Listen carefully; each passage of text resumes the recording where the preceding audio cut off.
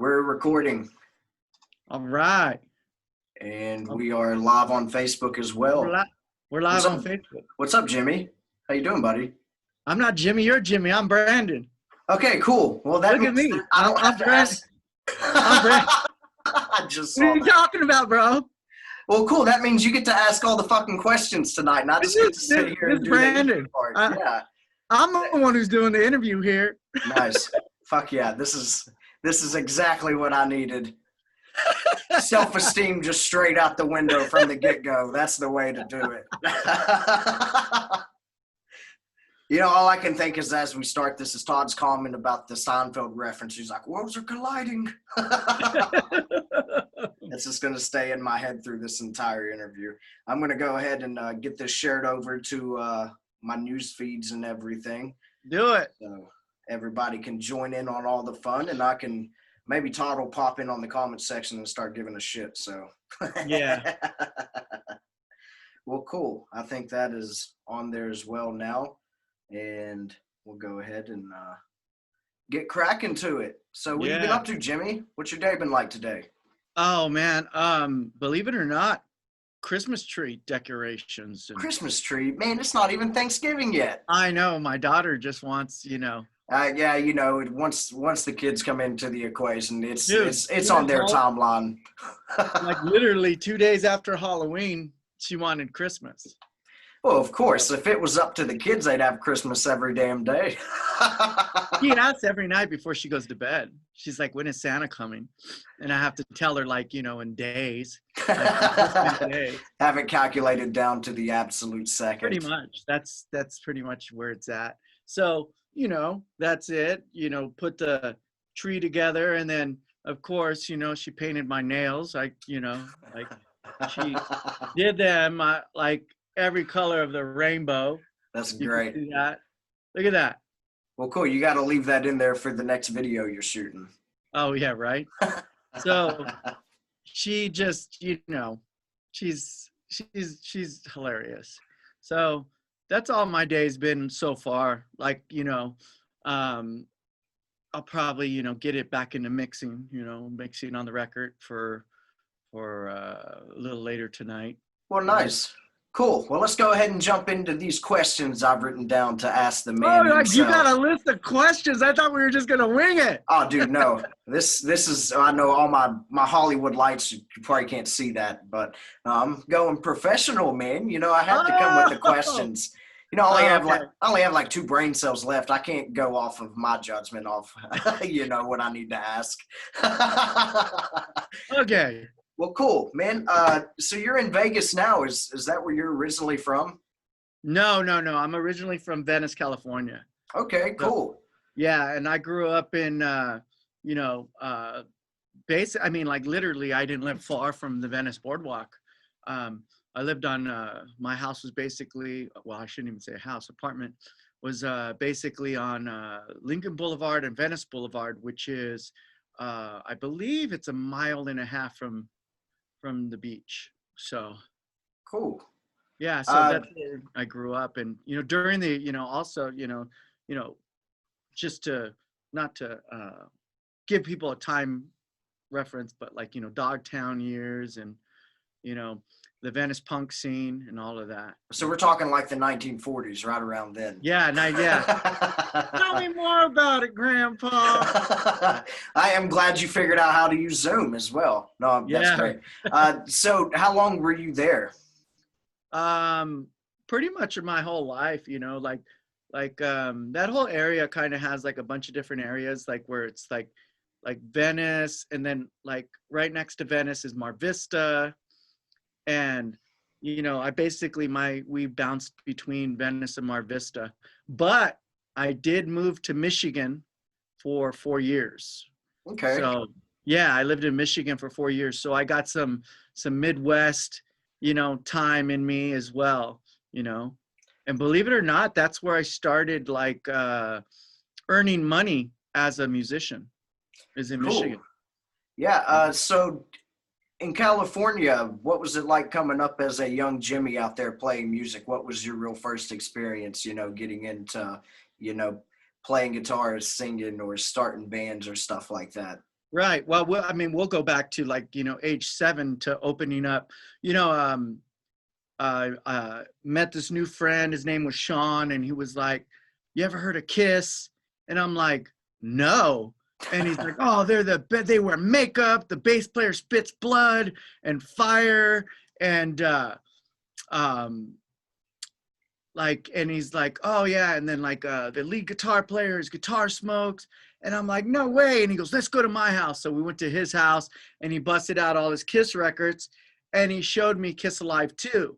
And I opened Nice. it, and I was like, oh, and I opened it, and that was it. I was in. I was in. I was sold.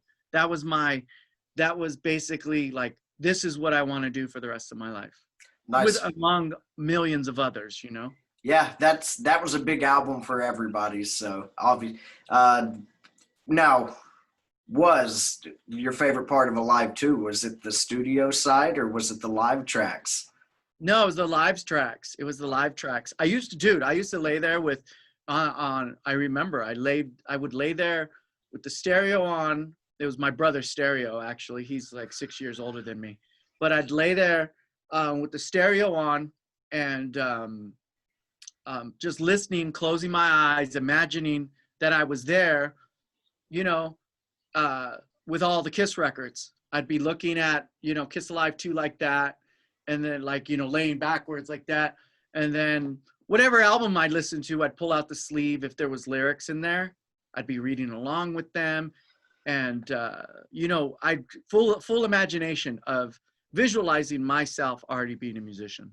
Yeah, and that's the cool part about vinyl, man, is it's more of an experience. You've got like a gatefold with a picture in it, and you've got the lyric sheet, and you can actually hold it in your hand. It's not some tiny little 1-inch JPEG on your phone that you're looking at. For And real. it's For real. crazy how underappreciated it got for a long time until, the last 5 to 10 years where it's made a comeback. Because, it kind of adds to the whole experience of the album instead of now it's like, okay, you go to Spotify and you click stream on somebody's newest album and that's it. Well, But, I mean, vinyl like kind that. of adds a little depth to it. I want to say that if no one's ever has done this before, buy like their favorite record on vinyl, and whatever, just if you're having a bad day, lay down on the ground, put that vinyl on. If you need a glass of wine or beer or whatever it is, just lay down, or even on the couch, and just bust open that record, pull out the sleeve, read the contents that's in it. It's an amazing experience. You know what I mean? Yeah, it's like I said, it's just a little more in depth than the whole, streaming thing. And everybody's got their own taste on how they like to absorb their music. So, Right. but for me, vinyl's always going to be the way to go. It sounds better depending on the system that you're using, because Right. nowadays there's so many different formats with like the Bluetooth streaming with vinyl, which kind of defeats the whole fucking purpose to me. But Pretty much. uh, still adds it's just a whole other experience with that. So tell me about your first real band. You said you were in Michigan whenever you started earning money as a musician. So what were you doing exactly? Well, actually, my first real band was in LA, and like we started garage band, straight up garage band. Like we played in the garage, and we didn't have a bass player. It was like 2 guitar players, a singer, and a drummer. Like no one wanted to play bass, And so basically, the guy's name was Mark, and he would hold it down rhythmically because I was the better player. So therefore, and then I would cover all the leads, like, and trust me, I wasn't that much better than him. I mean, I think maybe possible. I think it was possible. Like the reason was I was more fearless than him to, hack up some, classic Yeah. solo. You know what I mean? Like I was 9 years old, I guess I was more like, but what's funny is, that's funny that you mentioned that, but I actually, we gigged, we did a school carnival.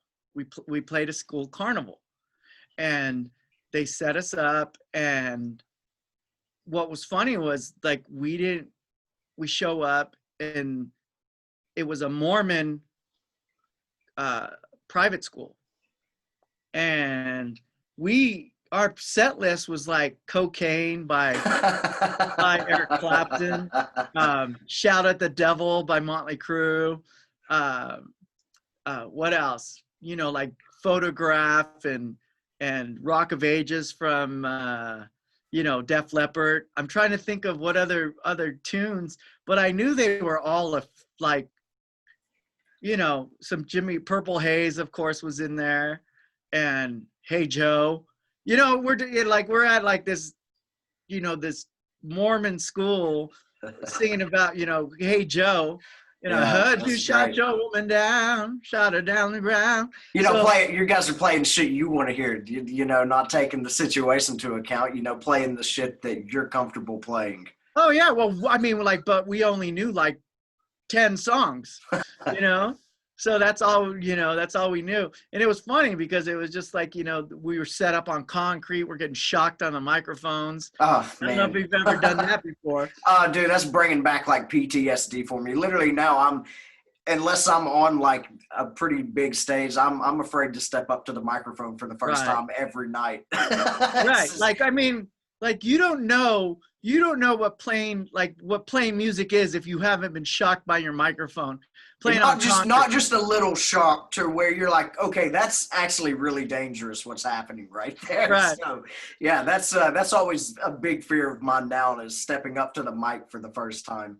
Oh It's yeah. funny because some places will play with my three-piece. One of my buddies that's in the band, I'll be like, hey dude, come check my mic for me real quick. Right. So yeah, no, like, but with this band though, we played, we played around, played parties, like the neighborhood birthday parties and stuff like that. We actually played a talent show at a club, and it was a kids talent show, and it was at a nightclub called the Music Machine, and that was in West LA. And they had a kids talent show on Sunday, and we signed up for it, and we got to play. And they basically made us the house band every weekend for Oh wow. as long. Yeah. So the talent show was for 3 months. So we played like every 3 months. And there's actually some pictures on my Facebook. If you go on there, there's some funny pictures of it. I've got like the full on like thigh high shorts That's and like socks pulled up to my knees. Like it's pretty hilarious. That's awesome. I'll have to go check those out. Yeah, I'll have to do that. But then yeah, no, and I played in and then as I got older, bands got serious, you know. I got involved with the, you know, the Venice punk scene, you know, and started playing some speed metal and stuff like that as I got older. And then and yeah, and then I got into just like 80s, like the 80s hair metal started coming around, and I started getting into that. Yeah, and I know we talked about this the other night whenever we did the Use Your Illusion video. You were around on the Sunset Strip when all that stuff was kind of happening. So what was Yeah, it yeah. like kind of experiencing that firsthand at the time? What were some key things you took away from that? I'll tell you this much. It was really, really cool. I look back on it and I miss it a lot. Um, like, there was a place called Gazzari's, and we were allowed to play there because it was an all-age club. It was the only all-age club that was on the Sunset Strip, you know, so my band played there once. Um, Nice. and then, you know, I couldn't get into the Roxy. The Whiskey was all ages, so you could get in there. Um, the Central, which was turned into um, the Viper Room, that used to be called the Central, and I played there. And basically, the band I was in during that time, the band was older than I was, and they just the lead singer had mad hustle, and he talked the owners into just, you know, he won't drink. He'll just put him in the corner until it's time to play, and then he'll, you know, play, and then he'll leave like right away, like soon as we're done. And they did that for a lot of clubs for me, because I was only, when I started playing the Strip, I was so young, man. I was really young, and and I always played with bands that were older than me too. So Yeah, that was always a common theme for me, is that the people I were jamming with growing up always seemed to be a little older than me, because Right. most people my age weren't really doing the whole band thing, or if they were, they really weren't as up to speed as Mhm. Uh, but and that's funny that you talk about being under 21 playing some of these places. Whenever I went out on my first tour a few years ago now, I wasn't 21 yet, so I get to all these venues and Yeah. they'd offer me drink tickets and everything, and I'd have to. When it came time to, like, some places they wouldn't ID me after they gave me the drink tickets, and then some places they'd be like, it would kind of blow their mind, that I'm 8 states away from home under 21, and it's, so I can definitely relate to Right. that. Uh, well, One more thing that I wanted to touch about is back in the day, like literally bands would walk up and down the strip handing out their flyers to get people to their shows, you know, and and it was like, I mean, bands would get in fights with each other all the time. And I wanted to touch on the part of the the LA Guns thing. Like Guns N' Roses were like in LA Guns, like we were terrified of them, you know like That's we'd great. cross the street and walk on the other side. We'd be like, oh shit, and then because I mean, like, all we did was smoke weed and drink alcohol. Those guys slam heroin, like, oh, like we're terrified of them, because we, the horror stories and stuff like that, and like one time, I think I mentioned this when we were on the Use Your Illusion discussion. It was just like, me and my buddy was just like, hey, let's go in the whiskey and see LA Guns. And I was just like, what are you, insane? Number one, because like we were like, we had ripped up jeans with spandex underneath, and my hair was like teased up, and I'm just like, we're gonna get pummeled. We're gonna get our ass kicked and then thrown out, But That's great. yeah, I mean, it was pretty awesome, And eventually, believe it or not, I made friends with people at the Rainbow, and I was able to get into the Rainbow on a regular basis. So. Well, cool. Were you producing anything at this time, or were you really just sticking to music more around this period? No, I was learning because, like, say for instance, I got luckily I was able to be in studios with original 2-inch tape, with reel to reels. Yeah. And I would just sit behind the engineer and I would say, listen, I won't say anything, but can I just sit and watch you? And he was like, no. Like, the first engineer was like, no, not at all. Well, actually both engineers, they were like, no, no, no, go ahead. Like, and they were like, let me show you the board.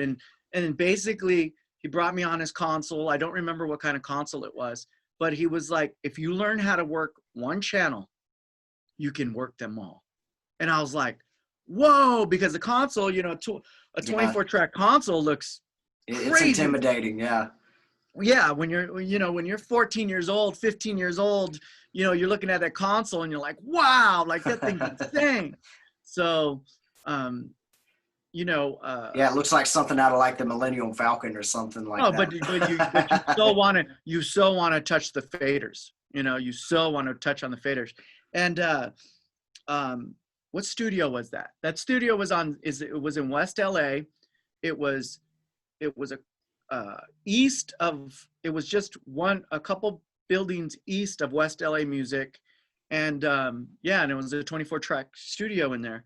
And I watched him, and then I, of course, whenever I wasn't recording, and then it was, I was just soaking it all up.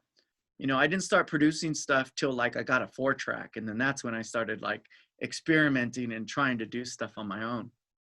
Cool.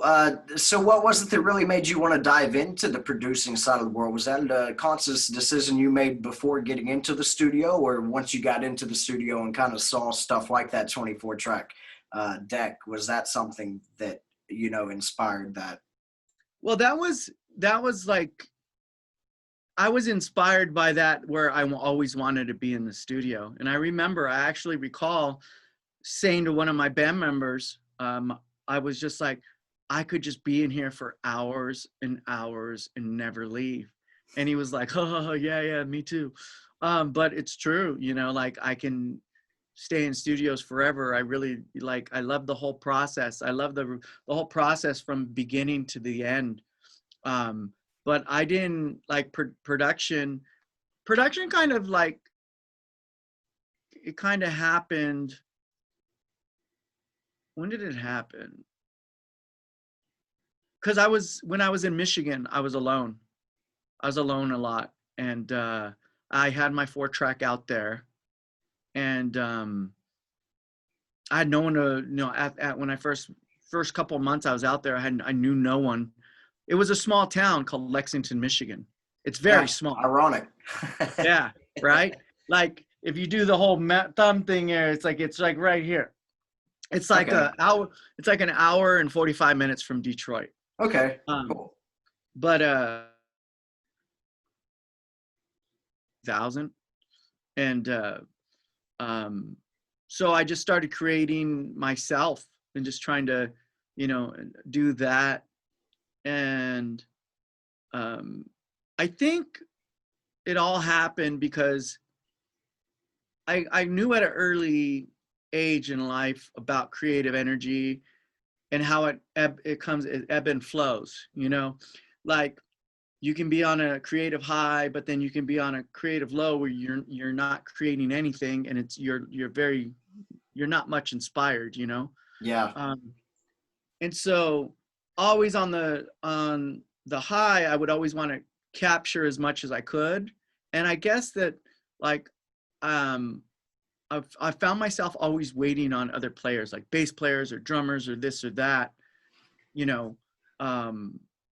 So in order to catch that creative high, I think that's when I started producing and really diving into other, you know, instruments and not waiting on people to compose a whole song together. Just do it all the way, you know, for myself. Yeah. So were there certain albums that you enjoy more as a producer than you do as necessarily some of the songs on them? Wow, that's a heavy question. Wow. There are some, I mean, like I really like a lot of the vintage production. I really like.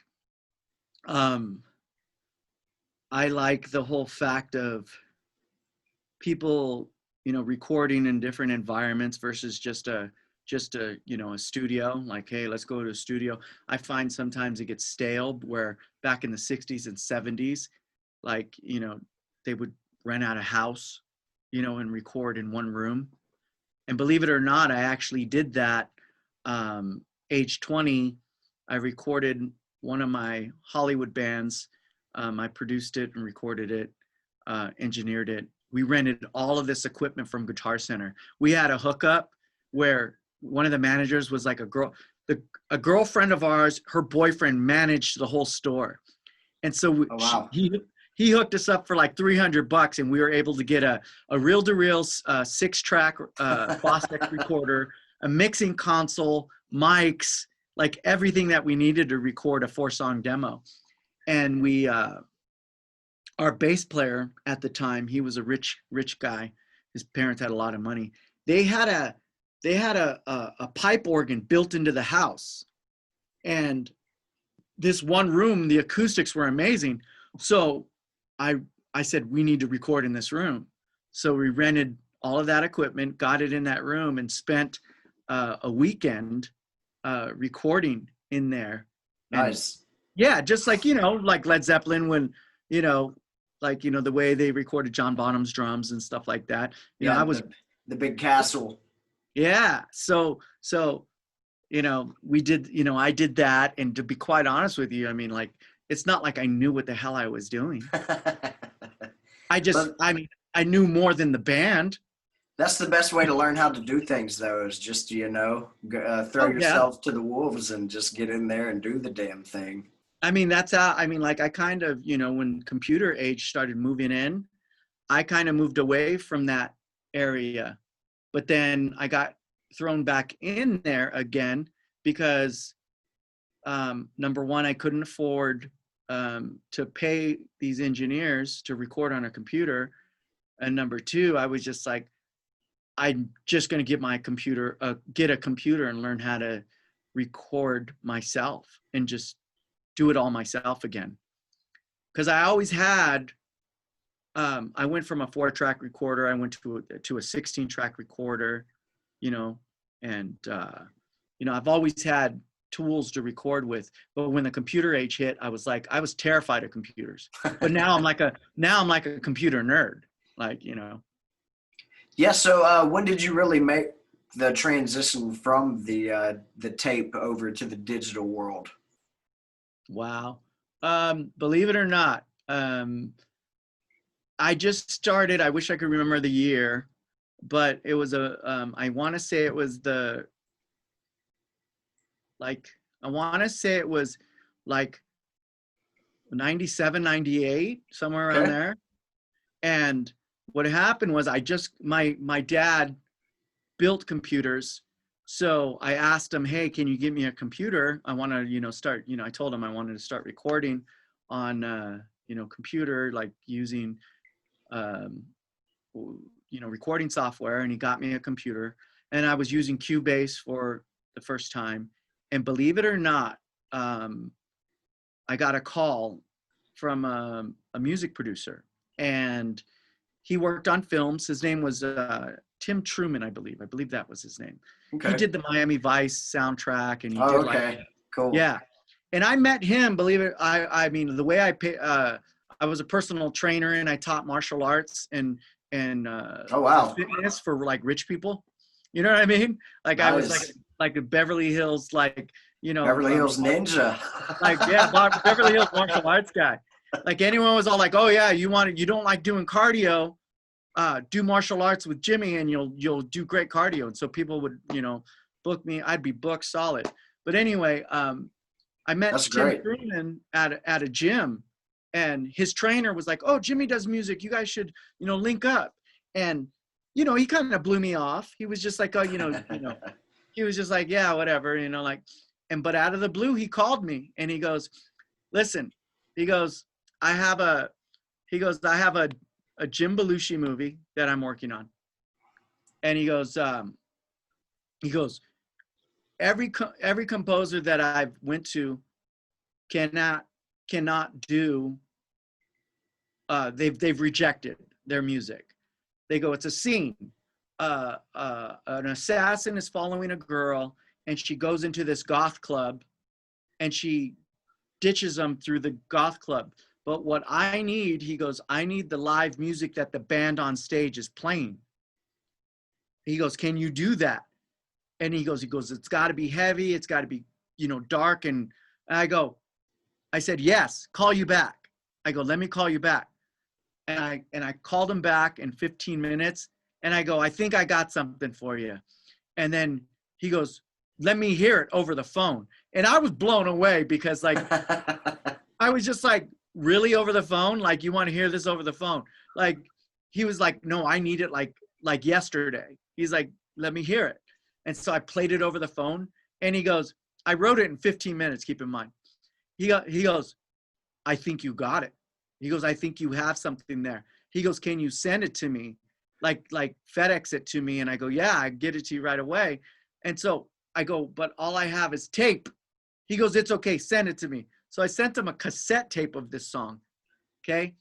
And I go, I can get it on disc. So I'm like hitting on my dad going, I need a disc burner. Like, how do I do this? Like, and I, by the time I got it to disc, the guy, Tim, goes, oh, it's already in the movie. He's all like, you just need to fill out the paperwork and get paid. And I was like, I go, you use the tape? He goes, yeah, the tape was fine. It was good. I was like, whoa, I'm in a Jim Belushi movie. So it's called Angel's Dance, I believe it's called. And, I'll have to go check that out, man. That's fucking cool. Yeah, so that was my first paid gig, dude. And that was my first experience recording on computer. Like I didn't know what I was doing. That's great. And they Yeah, ended I up mean, using the tape anyway that you sent out. So none of yeah, that, the other stuff didn't even matter. yeah. So I exported it to a tape, a cassette tape player, you know, and that was that, bro. Dude, Like, that is great. oh yeah. What an So honor to be have some of your music in a Jim Belushi film. yeah, yeah, it was great. It was really cool. So I was happy about that. You Well, know. cool. So when did you make the transition over to Vegas?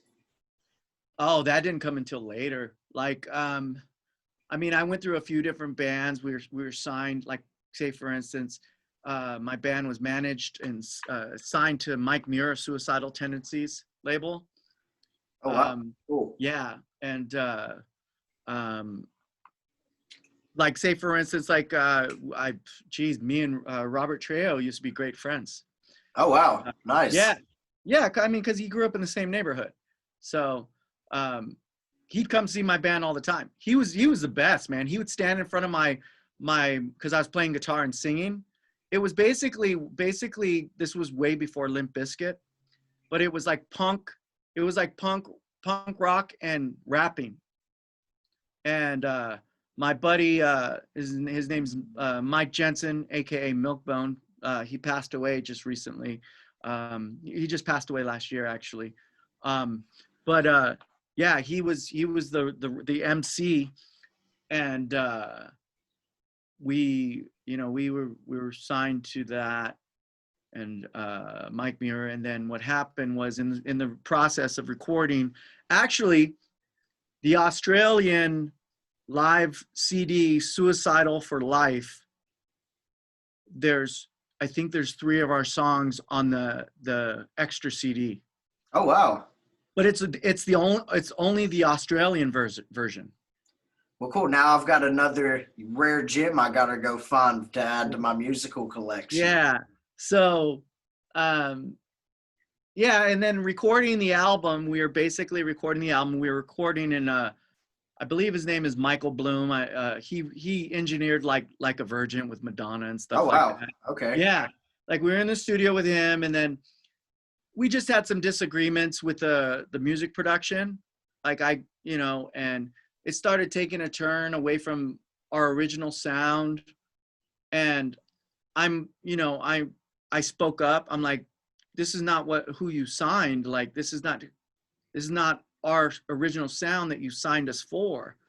And Mike Muir felt otherwise, and so we just parted ways, and I took my songs and I quit the band. And so and after that, geez, there's so much, just played some bands, and then finally, like I got signed as a solo artist to Sony. Whoops, not Sony. Wasn't supposed to say that. Sorry.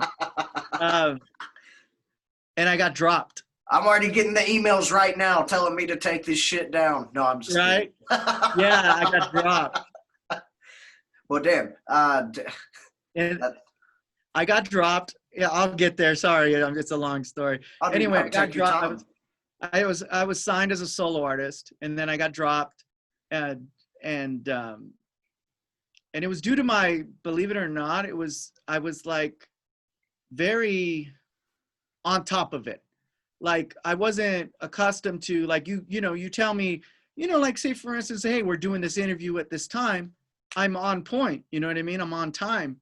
And that's how I was. Where the record industry back in the day, they were a little more laxed, where it was just like, 4 o'clock meant like, 4:45 to them. Yeah. So I was kind of like, I kind of was aggressive, like, dude, if you tell me 4 o'clock, I'm going to be here at 4 o'clock. Like, and they just felt I had an attitude problem. And so,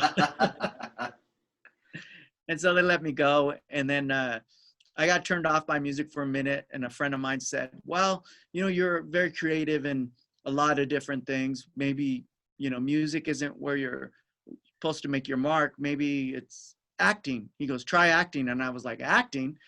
And he was like, yeah. And I sat on that for a couple days, and then I was like, all right, let me try it. And I dove into it. long story short, I got accepted to a very good school. It's called Lee Strasberg's Theater and TV.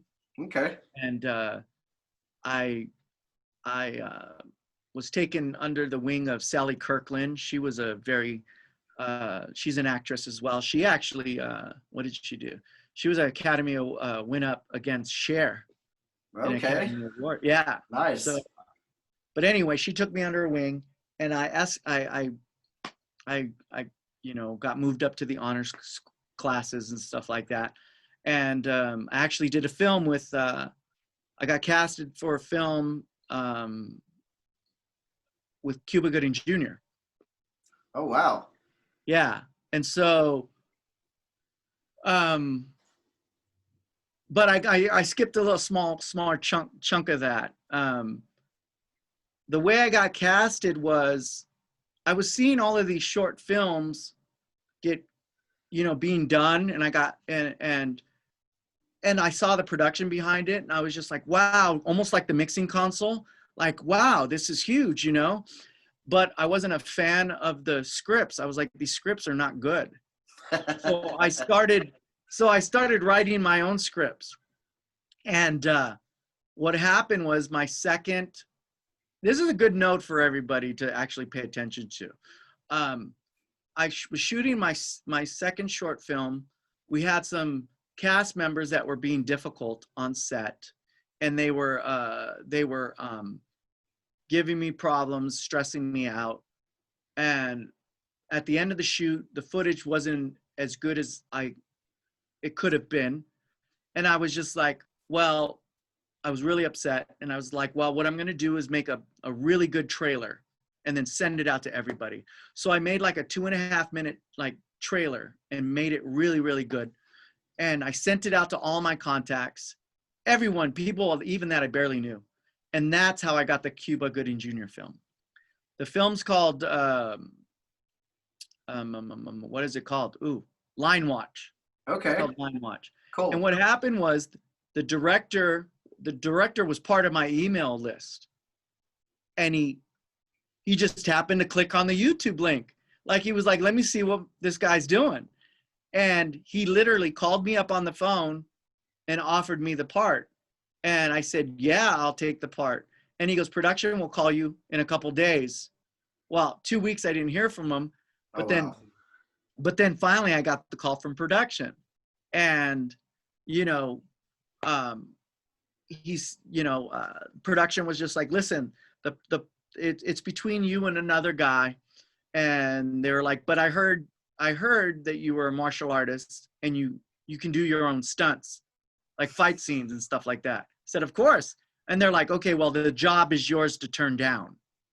That changed it all, because they would have had to hire a stunt guy and for the other actor. Yeah, so they'd have had 2 people on their payroll. Right. So that's how I got the job with Cuba and doing a film with Cuba Gooding Jr. And it's pretty intense because it's me and him. We got to throw down. Like, and he's super cool. We got to really throw down. Oh man, I'm gonna go check that out now. We could do a whole other episode on just this. Oh, dude.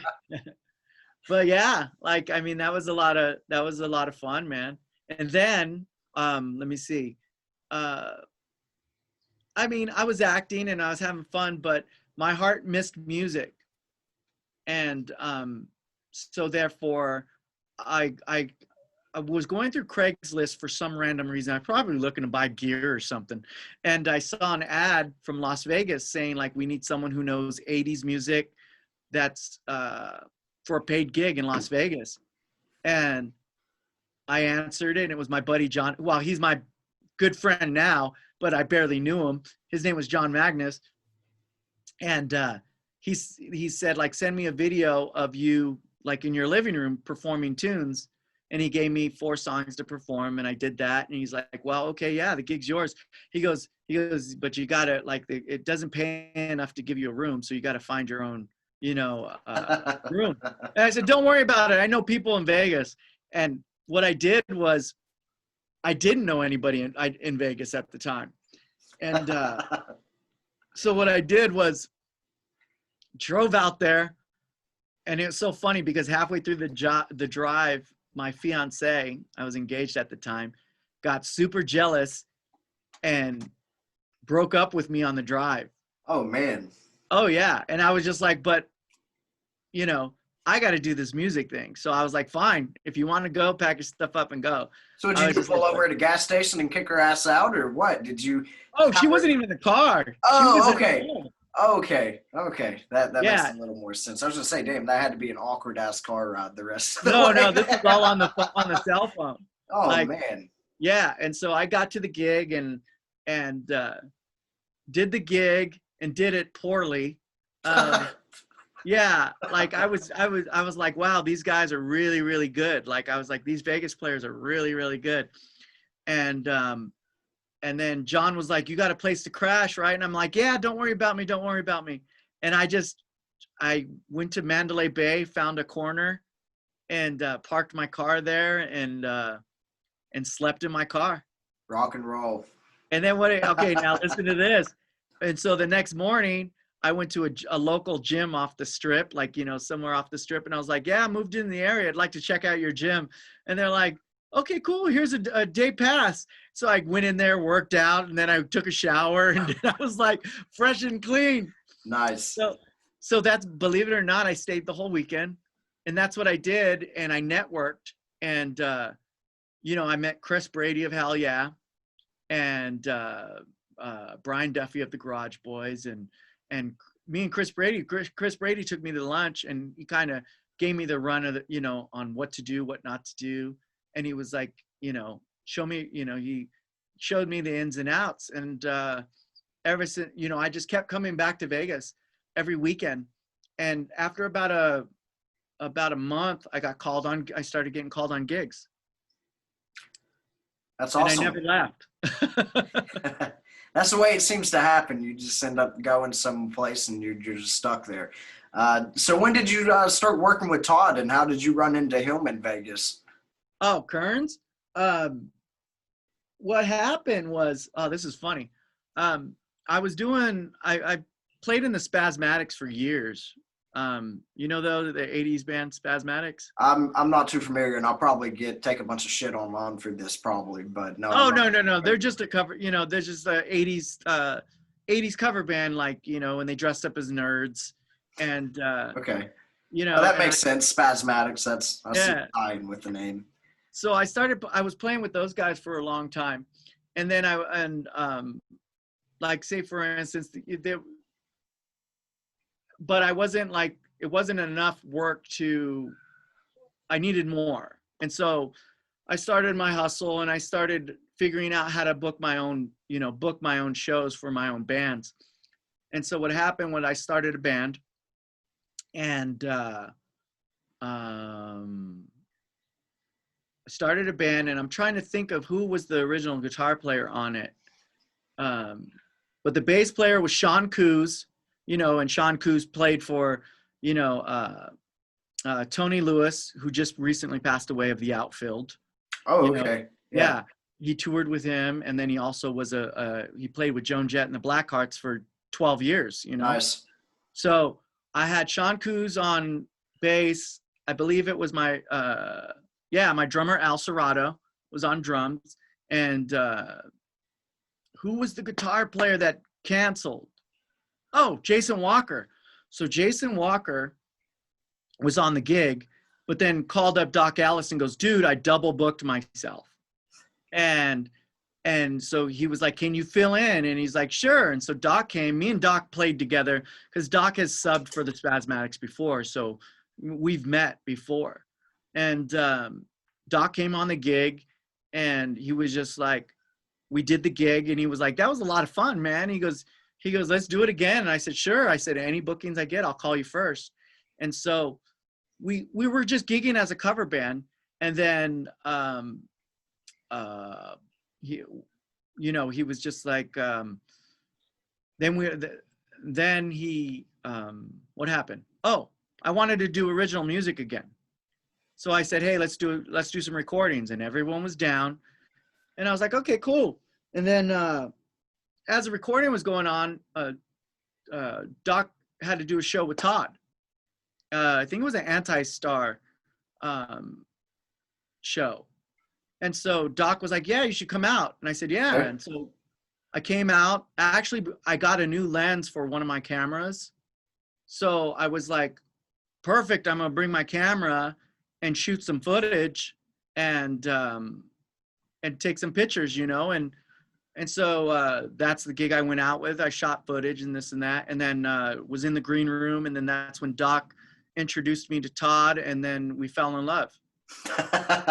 Nice. And now you're married. You've been happily married for how long now? No, I'm just kidding. Don't tell Mo. Yes, she might get jealous. That's great though. Todd's an awesome guy. No, Todd is like, you know, he's very awesome, and Todd has a great energy. So me and him connected instantly, and then like, it just grew from there, and that was it, you know. Cool. So let's go ahead and dive into the Hellenbacks a little. When did the Hellenbacks form, and what kind of brought that about? I was missing original music. I was just doing cover music and all of that stuff, and I was doing production for other people, like, but I was missing my own music, like music that I actually write on. And so I asked the band, I said, hey, would you guys want to record? And they were like, yeah, and Doc was down, and Doc heard the tune. He was like, yeah, great. And that was literally the first video, which is, what is it? It's All Right. And, okay. And one song turned into 13. Oh, nice. Yeah. So, like I told him I had one, and I said, but let me do a couple more so you're not just coming over to just play on one tune. And so I came up with 3, and he came over and recorded 3, and it just grew and grew. And then as, they would dive into my old songs, like older songs of mine. Like they took an acoustic song of mine. It's called Solitude. They took an acoustic song of mine. They were like, dude, we have to do this song. And I was like, oh, well, that kind of, believe it or not, it was like, I mean, this is nothing unknown. I'm sober. I've been sober for 17 years. But it was just congratulations on that. Thanks, man. But like it was a song that I wrote when I was kicking, and so it's a very, it was kind of like a dark song for me. And they were just like, no, they were in like, no, we have to do this song. And I'm just like, well, I'm outvoted. So therefore, yeah, we're going to do this song. And they turned it into a masterpiece, because that's what those guys do. That's great. Because, there's always songs, that you write in certain periods of your life. Whenever you revisit them, sometimes it kind of brings back some bad memories or some bad feelings or something like that. So I can totally relate to that a little bit. Right. But like, I mean, the Hellenbacks is just like, it's funny because if you listen to our music, it has their own there's personalities in there. Doc's guitar playing. Doc is a very unique guitar player. Al is an amazing drummer, and one of the, really listens and gets songwriting. And then, and Kuz is an amazing musician as well, a concert pianist. Like he's awesome. Kuz was on the first 2 records. He's not with us on the 3rd record.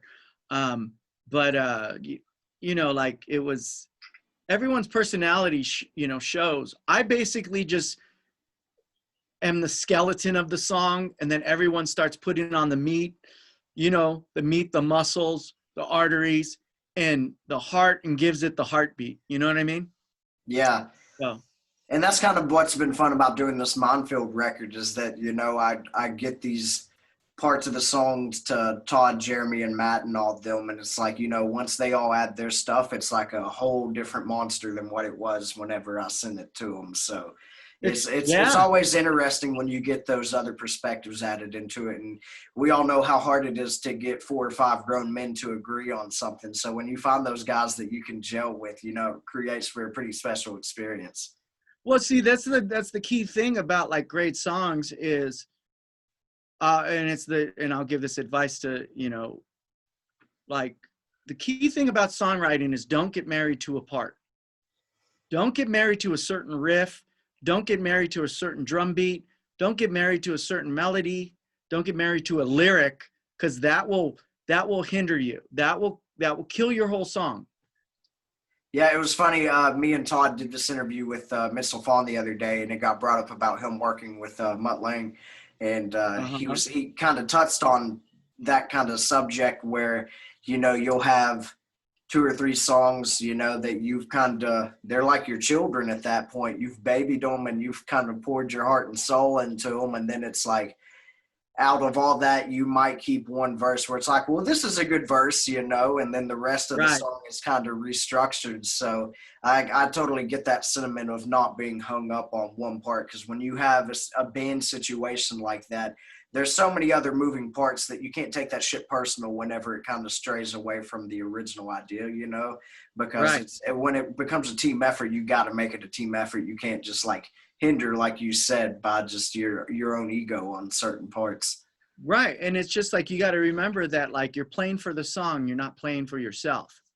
If you're playing for yourself, then you're just going to hit, like, if you're a drummer, it's just going to be drum fills all over the place. You know what I mean? Yeah. And just flooded. But when you're playing for the song, you'll know when to step back or when to step forward. And like, say for instance, like, there's songs that I start on guitar, but and then at the end of the song, at the end of the final product, it's actually Doc that's starting the song with his idea, because it inspired him to write that other part, and it was better. So therefore, I think I sent you some new tracks off the new record, and one of the songs that I sent you, Doc's idea starts the song off, and it originally didn't start like that. Nice. And that kind of goes back to, once you start adding in all the other perspectives, it kind of changes everything into a whole other monster. And that's kind of the beauty of being in a band like that. Right. Versus, just like one guy writing everything. It's just like, it's only one perspective. Yeah. So where do the Hellenbacks kind of fit into a city like Vegas, where, that whole place kind of seems to be centered around like casino life? So where does Hellenbacks kind of find their niche and, and hustle in the Vegas community? Well, Vamped is a home of ours, and we back when bands were playing, we would play shows there on a regular basis, and definitely all our CD release parties, were always at Vamped, that's one of the venues. But there's a lot of venues that are off the strip that are, there's a Sand Dollar that you can go, there's a bunch of places, that you can go and perform your original music and get a fan base. And that's one thing that I love about Vegas. It's kind of like, the fan base reminds me of what the Sunset Strip used to be like, where you have fans that are buying your shit, that are buying your music because they like your band and they want to be a fan. They want to listen to it when they get home. They want to wear your t-shirts and they want to support live music. And it's you're not just one of those kind of like background noise bands where people were having dinner and you're just kind of some white noise in the background. So that's one thing I've kind of taken away from becoming friends with some more of you guys out there in Vegas, and and seeing more of the scene out there. As Las Vegas seems like it definitely has a very accepting music community, and everybody out there kind of seems to be friends with each other and supporting each other, which I know does a lot more for the music community when you've got kind of egos clashing in bands that aren't really friends with each other, because we're all in it to win it, and Vegas seems kind of like the place where everybody gets along for the most part, and you guys all support each other.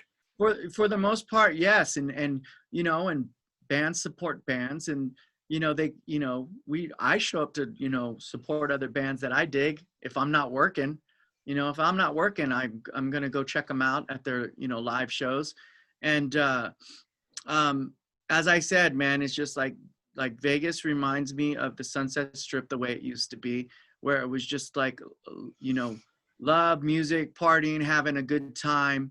And you know, and people in, you know, supporting other artists, you know. Nice. Yeah, so let's touch on these new songs a little bit that you sent me, which I'm totally a fan of.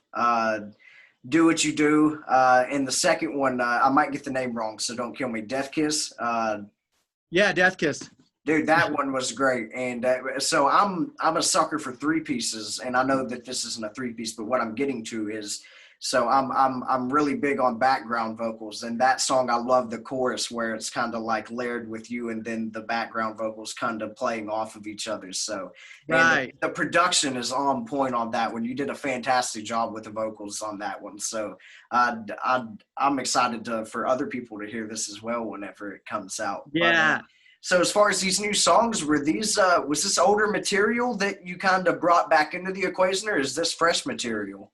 No, it's fresh actually. You know, we started writing well, I started writing the record back in 2019 before COVID hit. And Before the end of the world. yeah. So there's like, I want to say there's like about 18 songs. Oh shit. Yeah.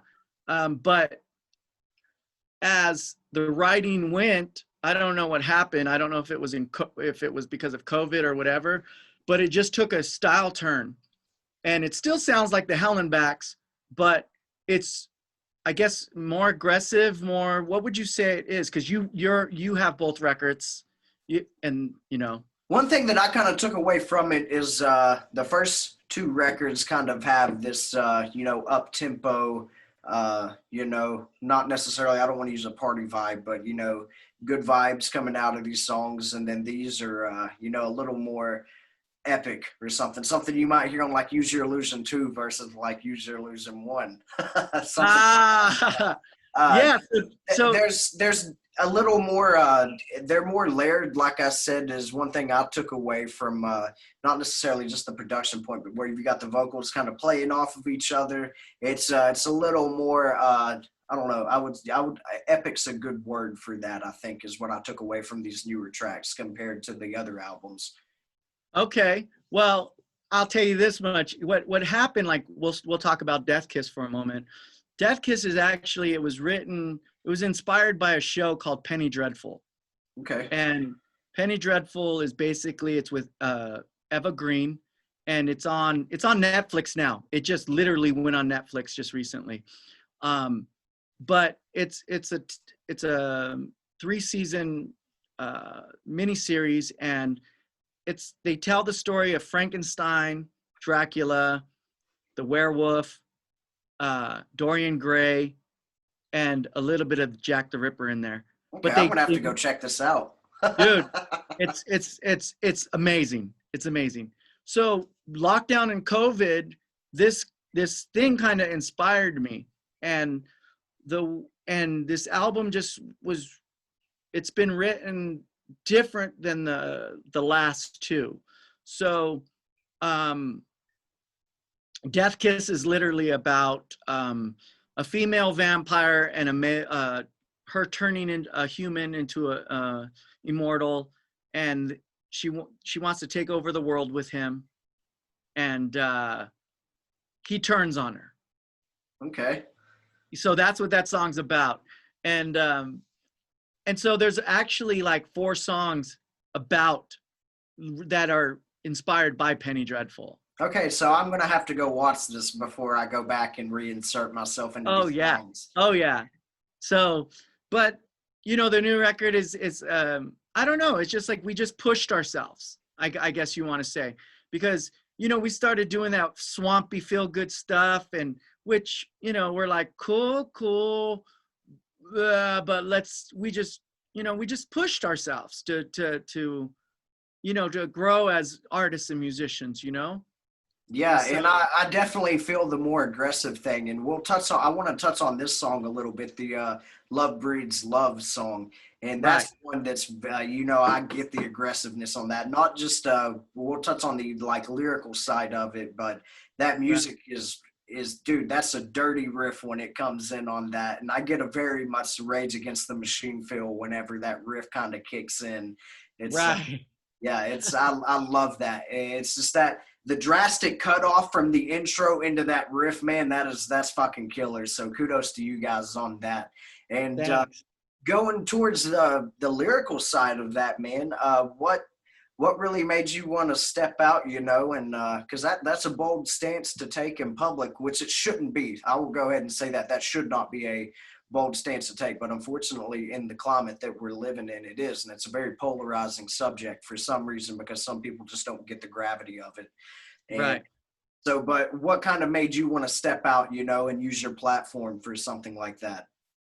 Well, it's what's right.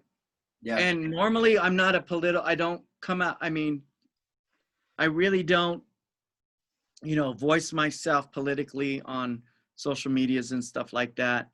I kind of keep that stuff to myself, but that topic just had to be, you know, voiced. I had to say something because believe it or not, it was eating me up. It was eating me up. Dude, it's a terrible situation. Right. And then Todd kept hearing the tune while he was in the studio going like, you know, that's a great song. Like, that's a great song. And I was just like, do you want to get in on it? You know, like, you want to jump on the song? He was like, yeah. And I go, let's do it then. Because that's the way me and Todd are. It's just like, if Todd was just like, you know, like same thing. It's just like, it's not like we plan it out or we're like, oh yeah, let's do this or do that. When we feel the moment, it's just like, yeah, let's do this, you know?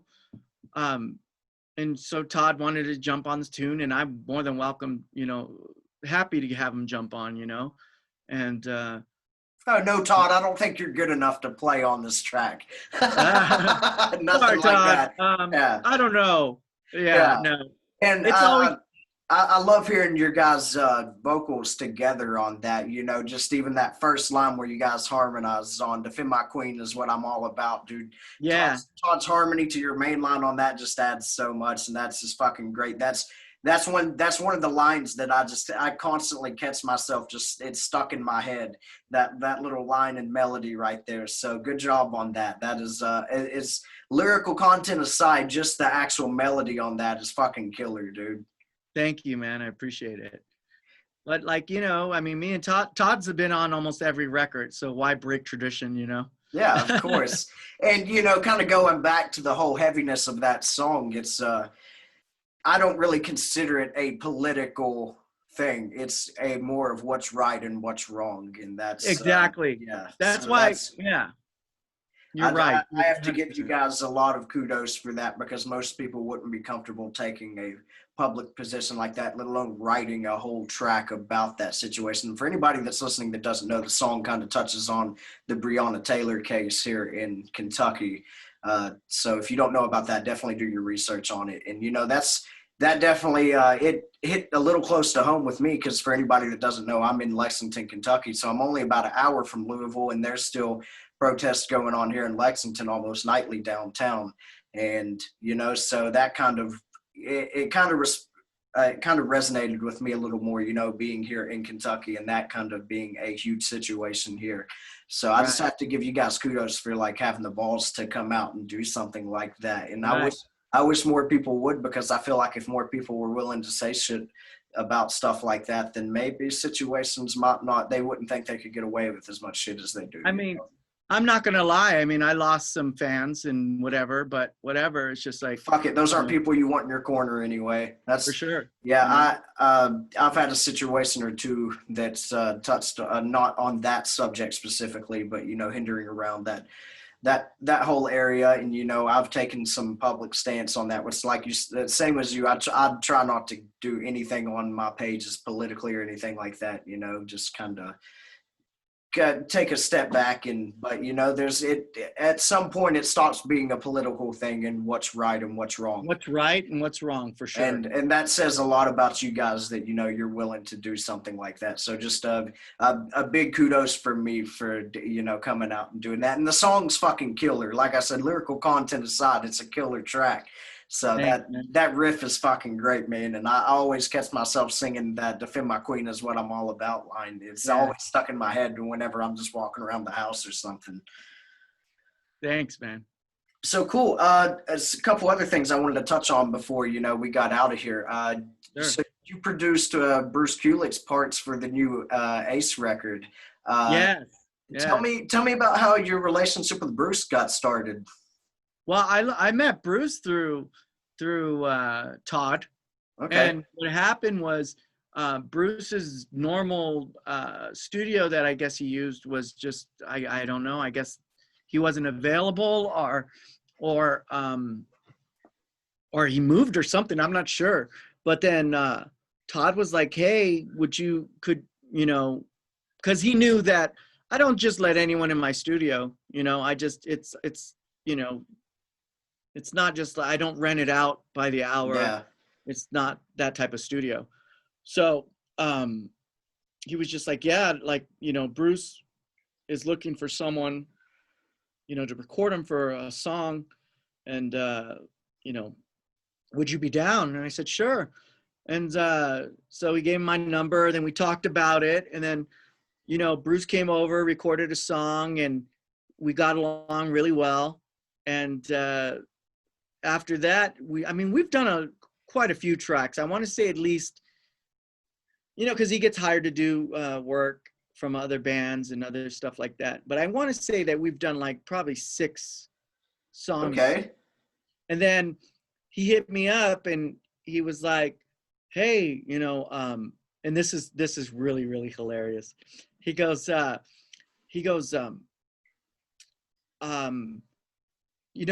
got asked to do a song with on Ace's new record. Would you want to, do the production for me, like on that? And he goes, and it's just, I go, yeah, sure. And he goes, all half of a second to say yes to that. well, no, actually what happened was we were on the phone and he goes, well, I don't even know if you're a fan of Kiss or Ace. And I go, what? That's great. I was like, are you serious? I go, listen, Bruce, just because we work together, I'm going to tell you this, and don't take this the wrong way. I said, number one, Kiss is one of my all-time favorite bands. I said, they're the reason why I play music and I do music. I said, and number two, I stopped listening to Kiss when Ace left the band. I said, I started listening to Kiss again when you joined the band. He goes, oh, really? And I go, yes. I go, what does that tell you? He goes, I didn't even know. I'm flattered. Thank you. That's great. Oh, that's fucking great, man. And it's true. Yeah, and those Kulick era albums are just the guitar playing really saved those records. Bruce did a great job on that. And Revenge ranks really high in my Kiss catalog, and a lot of that has to do with Bruce's playing on that record. And I really liked how Ace came out and did that interview here recently where he gave some good compliments to Bruce. Because it's you never really hear too much about Ace like with the Kiss camp after he was removed from the situation, and right. So it was really cool getting to see him give some respect to Bruce's playing, because he talked about how he said that Bruce blows all the guitarists that were in Kiss after him out of the water, and that right. because he would, and it's true, if you go listen to those solos that he would of Ace's solos when Bruce would play them, he would get the main parts that you're trying to hear, but he would still, it sounded like Bruce Kulick playing those solos. It wasn't him just doing Ace's solos note for note. It still sounded like a Bruce Kulick solo whenever he was doing it. And I think that's a lot of the reason it resonated with the fans so well. And, so that was cool seeing Ace give some respect to him, which those guys have always been friendly with each other. Ace played on one of the ESP albums, another Hendrix tune actually.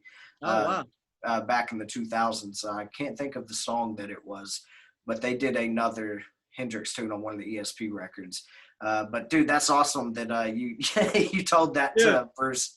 It was amazing. It was great. Like, and yeah, just Bruce was just hilarious, and he's such a great guy.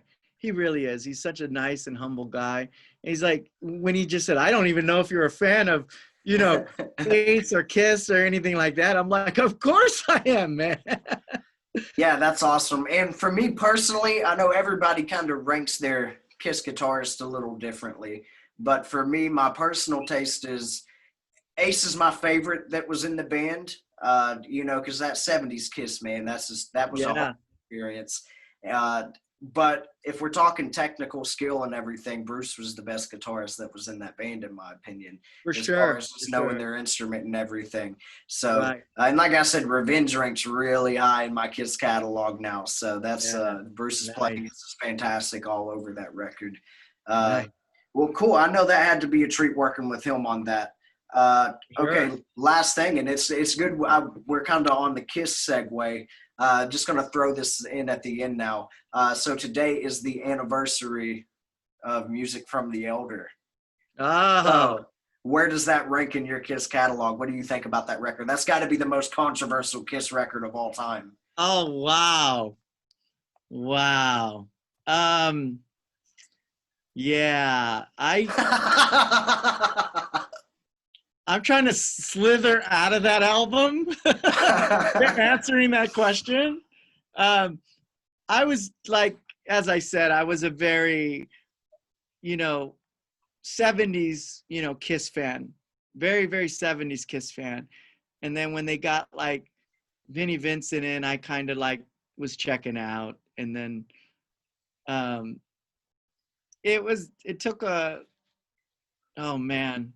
Oh man. I can kind of tell where your answer's going from this. So yeah, and like Yeah. I said, man, that's a controversial album for a lot of fans. Me personally, it's towards the bottom, but like, Let's put it this way. I dug when I saw the album cover, I was like, oh, this is gonna be cool. And I was like, what did I just buy? there's a few things on there that can be appreciated though, like Yeah.